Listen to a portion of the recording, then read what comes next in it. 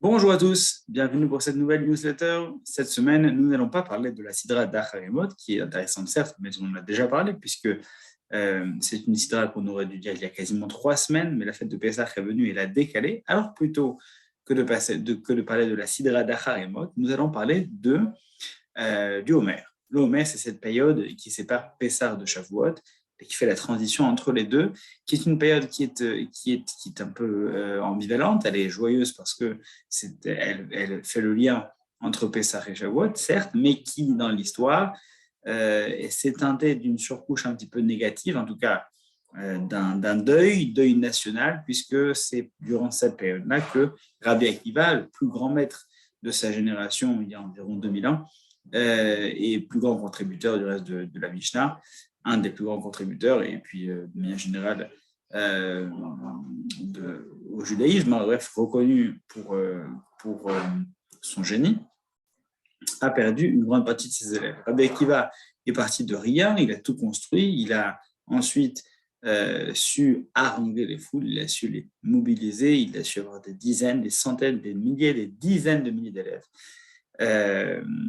Mais malheureusement, ceci s'est mal terminé puisque ces élèves sont pour une grande partie, une très grande majorité, une quasi-totalité, ont été touchés par une épidémie que le Talmud nous qualifie de askara, qu'on pourrait traduire de diphtérie. Une épidémie terrible qui a vu donc la mort de tous ces maîtres-là, et qui fait que depuis toutes ces années, on a pris ce temps pour méditer sur la vie, méditer surtout sur le deuil. Et donc, pendant cette période-là, on se comporte comme en période de deuil, donc notamment on ne se coupe pas les cheveux ni on se rase la barbe, d'où cette barbe foisonnante, mal taillée, que vous voyez ici même. Alors, on s'intéresse à la raison de ce deuil, parce que des catastrophes dans l'histoire, on en a eu, des catastrophes liées à la maladie, on en a eu aussi, mais nos sages ont tendance à essayer de tirer des leçons, de l'histoire et des événements qu'ils traversent. Et là, ce n'est pas un hasard si tous sont morts durant cette période-là entre Pessah et Shavuot. Ils sont morts de cette maladie, de cette épidémie. Et cela, on l'apprend, on le voit dans le passage du Talmud, du traité de Yébamot, à la page 62, au verso, dans lequel on nous dit effectivement que Rabbi Akiva avait 12 000 paires d'élèves et que ceux-ci sont tous décédés durant cette période-là, entre Pessah et Shavuot. Alors, Yann Uyeda dit que la raison pour laquelle c'est arrivé de cette manière-là, c'est que il y a des moments dans la vie où on a besoin d'être nourri de grandeur, d'être nourri de volonté de grandir et de s'élever, de briller. Il y a donc des temps où on cherche la grandeur, où on cherche à briller, et des temps où, au contraire, on doit plutôt être en quête d'humilité. Et la fête de Pessah est une fête de liberté où, en tant que peuple, en tant qu'individu, on redécouvre cette capacité à pouvoir se suffire à soi-même, cette capacité à pouvoir s'élever, la nécessité en fait de pouvoir exister par soi-même et surtout de pouvoir exprimer sa propre volonté, son propre libre arbitre, indépendamment d'une volonté extérieure qui nous l'imposerait. C'est le principe de la liberté. Et effectivement, lorsqu'on commence à nourrir cette volonté d'indépendance, cette volonté peut-être aussi de grandeur, parce que qui dit indépendance dit aussi de pouvoir aller plus loin dans cette autonomie et de pouvoir de passer d'esclave à libre, d'homme libre à homme inspirant, d'homme inspirant à dirigeant, etc. Et donc, on veut s'élever de plus en plus. Mais et c'est vers cela qu'on va se diriger, puisque lors de la fête de Shavuot, on va recevoir la Torah. Et pourtant, même s'il y a des moments où on peut aspirer à briller par soi-même, il y a également des moments où on doit exister plutôt avec les autres, exister en se construisant et surtout dans une forme d'humilité ou en tout cas d'alternance entre les moments d'orgueil, pas au mauvais sens du terme, de fierté, et les moments d'humilité. Et ça, c'est ce que va nous expliquer le Bani Yoyada. Pourquoi est-ce qu'ils sont morts pendant cette période-là? C'est parce que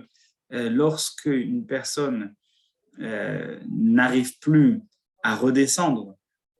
qu'elle n'arrive plus à penser également avec l'autre et non pas que par soi-même, alors elle n'existe plus à l'intérieur du peuple. Et la période du Homer, c'est la période durant laquelle on a brillé pendant Pessah pour soi, au sein et grâce au peuple, où on découvre ses capacités à agir par et pour soi-même, et on se dirige vers Shavuot où on va devoir s'élever pour individuellement et collectivement être suffisamment méritant pour recevoir la Torah, mais entre les deux, il faut également savoir faire preuve d'humilité, redescendre en fait. On est au début face en fait, simplement face à la liberté complète, mais si on veut réellement l'acquérir profondément, il faut aussi savoir composer avec autrui, savoir exister avec l'autre. C'est ce que l'on dit justement le Bani Yoyada, parce qu'ils n'ont pas réussi à s'honorer les uns les autres, c'est ce que dit le texte. C'est-à-dire que pendant une période où il fallait, pour arriver à réussir collectivement, où il fallait mettre en avant les autres, ils s'étaient un peu trop enfermés dans leur capacité à agir et à développer leur propre génie. Mais si on veut arriver d'une liberté individuelle à une liberté collective, d'une réussite individuelle à une réussite collective qui profite à tout le monde, alors il faut passer par une période d'humilité. Et cette humilité-là va me permettre de me construire moi-même, mais aussi avec les autres. Si j'arrive à m'effacer un petit peu, je peux me percevoir du génie des autres et le combiner avec celui des autres. L'objectif étant que pendant la fête de Shavuot, c'est le peuple d'Israël dans sa collectivité, dans son ensemble, qui puisse recevoir la Torah et pas un individu spécifique, pas un Moshe Rabbeinu, pas une personne. Et eux qui étaient les élèves de Rabbi Akiva, donc les dirigeants, les futurs maîtres de la génération, n'ont pas pu être suffisamment sensibles, d'après le Bani Yoyada, justement, à la nécessité d'exister, de briller pour soi, mais aussi par les autres. Et c'est la raison pour laquelle ils sont morts pendant cette période-là, parce que c'est pendant cette période-là qu'on doit être capable de démontrer le plus d'humilité. Et c'est une période qui nous invite à réfléchir, et c'est la raison pour laquelle chaque année, elle est, entre guillemets, célébrée de cette manière-là.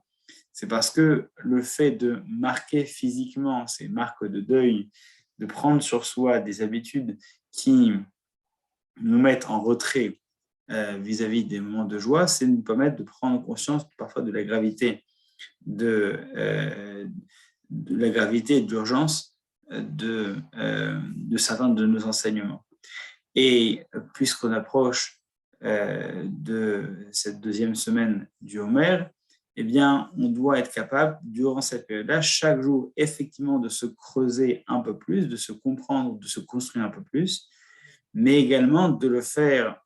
en complément et en contribuant à la construction de l'autre et avec l'ensemble des membres du peuple d'Israël pour arriver à construire autant l'autre et la collectivité que ma construction personnelle. Et ça, c'est justement la transition qui est entre Pessah et Shavuot, entre la découverte de la liberté et, pourquoi pas, une concession à la liberté individuelle, vers la liberté collective, l'indépendance, l'autonomie par la collectivité. Un excellent Shabbat, Harimot, qu'on aura l'occasion de passer avec le Rav Raphaël Sadine, Shabbat exceptionnel auquel vous êtes tous conviés à nous rejoindre, parce que ce sera l'occasion de pouvoir échanger et surtout de pouvoir nous retrouver tous ensemble, collectivité oblige, en cette période de Homer. Shabbat shalom à tous et à très bientôt.